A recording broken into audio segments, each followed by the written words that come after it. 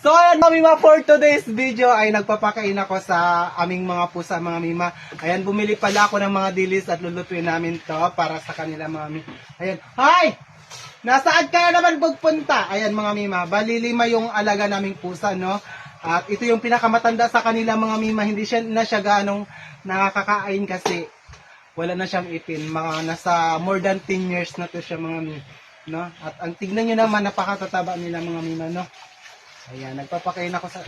Binibigyan ko sila ng isa-isa. Neng! Hoy! Paluin na talaga kita. Magkain ka dito talaga mga... Itong mga pusang to. Ayan, diba? Bali mga mima, ito pala, hindi namin to siya... hindi namin mga pusa, bali napupunta lang dito sa amin. Gumagala. Kaya yan, tignan nyo ang tataba nila. Diba? Ay, wag mag-away